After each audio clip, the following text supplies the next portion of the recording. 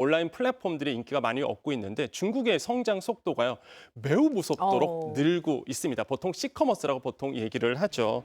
지난해 소비자 해외 직구 거래액이 사상 6조 원을 돌파를 했는데 기존에는요 미국이 1등이었습니다. 근데요 중국이 이제는 50%를 넘어섰거든요. 한 카드사 통계에 따르면요 최근 중국 이커머스 매출이 130% 넘게 증가한 것으로 나타났습니다.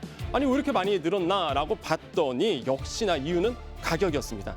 3만 원 상당의 화장품, 10만 원이 넘는 전자제품이 특별 이벤트가 뭐 1,000원에 팔고 있다 보니까 사실상 뭐 말도 안 되는 가격이잖아요. 그러다 보니까 많은 분들이 반응을 하고 있고 초저가 공세에 국내 소비자들이 제대로 반응을 하고 있다. 이렇게 보시면 되겠습니다.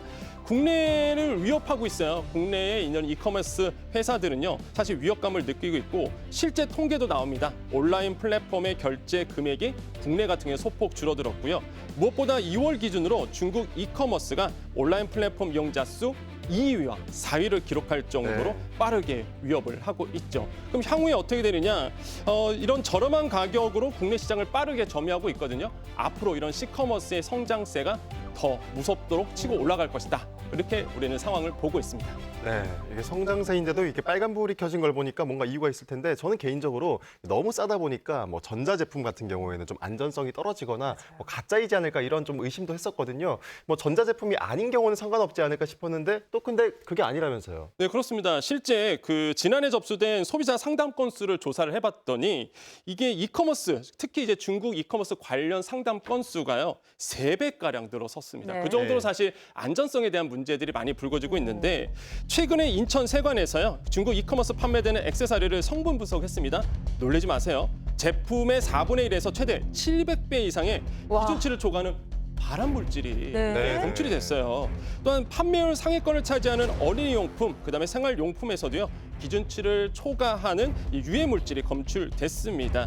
이렇게 사실상 끊임없이 이런 해외 온라인 플랫폼에서 사실 이런 문제가 왜 생기느냐? 역시나 규제의 사각지대에 놓였기 때문인데 보통 정식 수입 업체 같은 경우는 KC 인증이나 유해성 물질 검사를 받습니다.